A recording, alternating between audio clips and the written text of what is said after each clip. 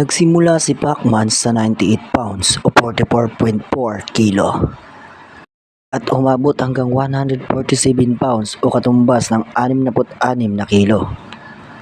Napakalaking pagtaas kung ating iisipin. At ang mas nakakamangha pa dito ay 8 division pa ang pinag-championan niya dito.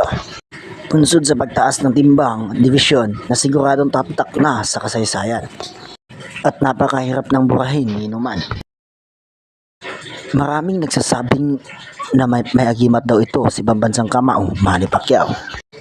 At ito yung paniniwala ng nasa mga probinsya patungkol sa agimat ni pambansang kamao, Manny Pacquiao na pinaghuhugutan daw ng lakas. Una ay ang bertud ng kalabaw o pangil nito na binaniniwala ang nagbibigay ng malakas na pangangatawan, swerte